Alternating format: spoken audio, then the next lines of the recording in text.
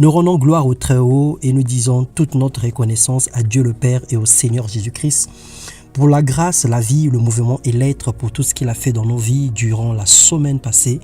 Le Seigneur nous élève encore ce matin. Il nous a donné la capacité de vivre ce nouveau jour, de regarder au soleil. Il nous a donné la capacité de se lever pour certains, pour aller à l'école, au travail et pour vaquer à leurs occupations personnelles. Nous avons ce matin le devoir de commencer la semaine avec la pensée de Dieu. Et nous allons partager la parole de Dieu sous le thème « Porter les fardeaux des autres ». Dans Genèse 25, le verset 21, la Bible déclare que Isaac implora l'Éternel pour sa femme, car elle était stérile et l'Éternel l'exauça. Rebecca, sa femme, devint enceinte. Bien-aimés dans le Seigneur, Dieu n'est pas sourd pour ne pas entendre nos prières. Il n'est non plus insensible pour ignorer nos besoins, mais dans une certaine mesure, il attend de nous que nous nous exprimons, que nous lui disons ce que nous avons sur le cœur, que nous lui exprimons nos besoins, parce qu'il nous demande de lui demander quelquefois de présenter nos besoins à lui. D'un côté, il arrive aussi que nous sommes sans force et que nous avons des soucis pour connaître la pensée du Seigneur. Nous pouvons demander l'aide des autres, solliciter le soutien des frères et des sœurs dans la prière. Nous pouvons parler autour de nous auprès des personnes dignes de confiance pour leur demander de nous soutenir. Mais de l'autre côté, Dieu nous demande d'avoir la sensibilité sur les difficultés des autres. Nous devons être à l'écoute de ce qui se passe autour de nous afin de porter les fardeaux des autres. Dieu nous a éclairés afin que nous soyons sensibles. Il y a des frères, il y a des sœurs qui ne viendront jamais pleurer pour dire qu'ils ont un problème. Mais le Seigneur permet que nous ayons le discernement de voir l'état du frère, de remarquer même quelque chose, d'un signe distinctif sur sa vie et que nous puissions apporter une touche, apporter une solution ou encore faire une action. Isaac a eu compassion de sa femme, il implora Dieu et Dieu l'exauça.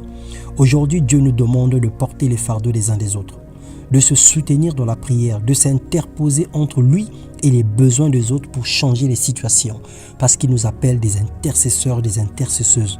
Dieu nous demande d'être à la brèche pour soutenir les autres et pour porter vers lui les besoins des uns des autres.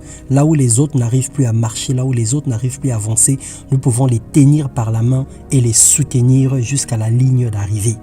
Dans Ésaïe 41, le verset 15, il est écrit « Voici, je fais de toi un traîneau aigu, tout neuf garni de pointe.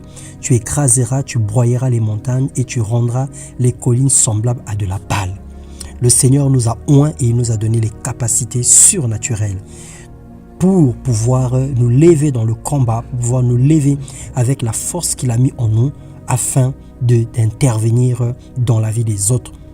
Nous pouvons changer les situations par la prière, par nos déclarations, parce que nous sommes des oracles de Dieu. Le Seigneur a oint nos bouches. Nos paroles sont esprit et vie et nous avons la capacité d'appeler à l'existence ce qui n'existe pas. Nous avons la capacité de toucher le cœur de Dieu, de lui présenter les besoins des uns et des autres afin qu'il puisse agir, afin qu'il puisse se manifester. Dieu te donne toutes les capacités d'un meneur pour agir en faveur des autres. Ne sois pas insensible, ne ferme pas la bouche devant les difficultés des proches. Autant que tu agis spirituellement dans la prière, agis également sur le plan financier et social. Ne renvoie pas ton ami, ne renvoie pas ton voisin, ne renvoie pas ton proche par une simple prière de bénédiction. Mais quelquefois, nous devons avoir la libéralité pour ainsi résoudre certains problèmes. Il y a des problèmes qui ne peuvent pas se résoudre simplement par un conseil. Mais il y en a d'autres qui demandent un déboursement, qui demandent une assistance morale, qui demandent une assistance spirituelle, qui demandent une assistance sociale ou même financière. Que le Seigneur nous bénisse et qu'il nous comble de sa grâce et de sa bonté, qu'il nous communique des capacités exceptionnelles afin que nous soyons ces hommes-là. Nous soyons des réponses aux problèmes des autres, nous soyons des solutions aux difficultés des uns et des autres. Que Dieu nous donne toutes les capacités pour pouvoir le servir comme intercesseur. Bien-aimés dans le Seigneur, que Dieu vous bénisse, qu'il rend vos cœurs légers et qu'il bénisse votre semaine dans le nom puissant de Jésus-Christ. Que tout lieu où fout la plante de vos pieds, qu'il vous le donne en possession. Que tout ce que vous allez toucher soit béni et que vos projets voient l'accomplissement au nom de Jésus-Christ, parce que nous servons un Dieu puissant et un Dieu de grâce. Dans le nom de Jésus-Christ. Amen.